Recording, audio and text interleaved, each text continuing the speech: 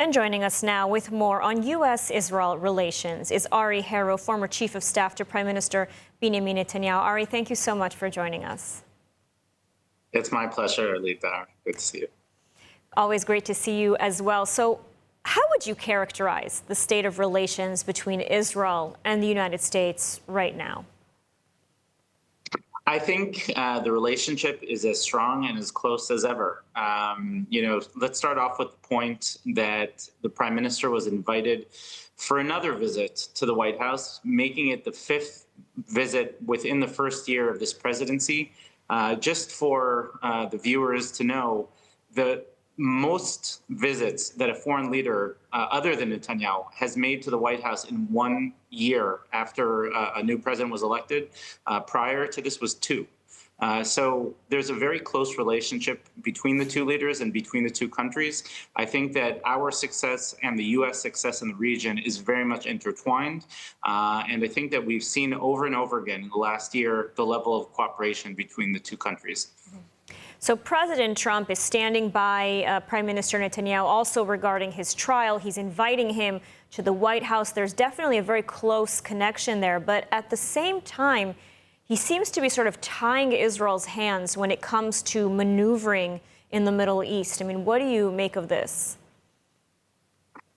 I think that, while we sort of view the potential immediate threats through the lens of a post-October 7th Israel, President Trump obviously is looking at it through the lens of a broader Abraham Accord.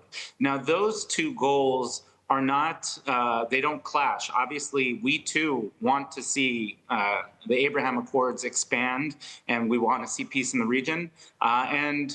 So too, President Trump wants to see a secure and safe Israel. It's just a matter of what is more pressing and where they're coming from. So I think that the dialogue between the two leaders is going to continue. Obviously, Israel is going to continue to do what it needs to do to secure the citizens of Israel and the safety of the country. But at the same time, we will continue to work with President Trump at expanding the path to peace. Mm-hmm. And so you mentioned the Abraham Accords. Trump has had very good meetings with the president of Syria, of course, the crown prince of Saudi Arabia. And, he made it very clear that Palestinian statehood was back on the table for normalization to happen, something that, of course, Israel opposes. Could Trump, envision a scenario where Trump could essentially force Israel to make concessions towards a Palestinian state to reach this sort of grand dream of peace in the Middle East? Maybe perhaps even in the upcoming visit at the White House. What's your thoughts on this? So we have to remember that international relations and diplomatic relations, similar to domestic politics, is really the art of compromise. Now, that doesn't mean that a country, any country, and definitely not Israel, should be compromising on its security needs and its just key components to securing its future.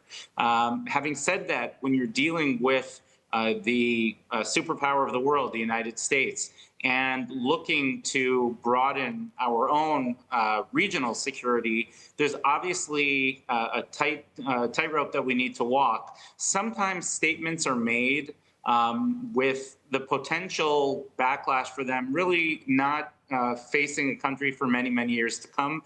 I think that Trump's take on the Palestinian state really was, to a certain degree, lip service to the region, showing that he's not going to abandon that avenue. But at the same time, it's clear to the United States that Israel is in no position to make any significant or real steps towards Palestinian statehood when 85% of the residents and citizens of Israel oppose that type of move.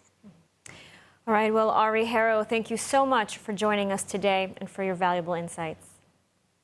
My pleasure.